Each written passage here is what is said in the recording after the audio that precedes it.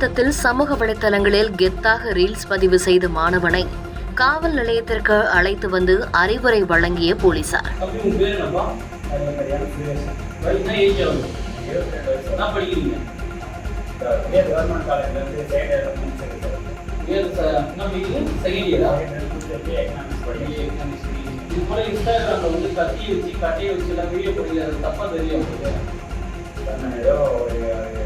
பாதிப்பு சொல்லி பாட்டு சார் இப்போ நல்லா போலீஸ் சொல்ல நான் போய் சார் நீங்களாம் மாதிரி வீடியோ வராது சார் நீங்கள் அப்புறம் இந்த வீடியோ அது போட விடாது சரிங்களா. சோசியல் மீடியான்றது வந்து எல்லாருக்கும் தெரியணுன்றதுக்காக எல்லாம் ஒரு வச்சுருக்காங்க. அதை வந்து தவறாக பயன்படுத்தி இந்த மாதிரி எது போனீங்கன்னா மற்ற பசங்க உங்களை பார்த்து விட்டு போவாங்க சரிங்களா. கண்டிப்பாக அந்த வீடியோ போடக்கூடாது. ஓகே சரிங்க. மேலும் தவறை உணர்ந்து தனது வீடியோவை டெலிட் செய்த மாணவன்.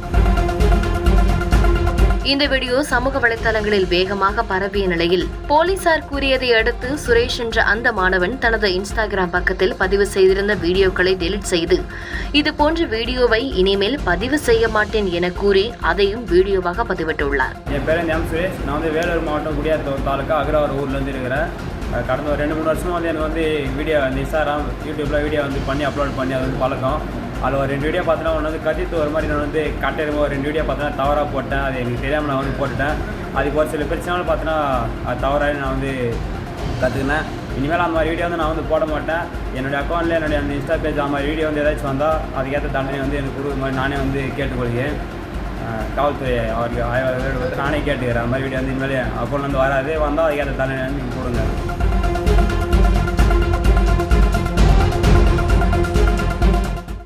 செய்திகளை உடனுக்குடன் தெரிந்து கொள்ள கீழ்கண்ட கேபிள் மற்றும் டிடிஹெச் நெட்வொர்க்குகளில் எம்நாடு செய்தி தொலைக்காட்சியை காணுங்கள். பாதகம் செய்பவரை கண்டால் நாம் பயம் கொள்ளலாகாது பாப்பா. மோதி மிதித்து விடு பாப்பா, அவர் முகத்தில் உமிழ்ந்து விடு பாப்பா. அண்மை செய்திகளை உடனுக்குடன் தெரிந்து கொள்ள இணைந்திருங்கள் எம்நாடு தொலைக்காட்சியுடன்.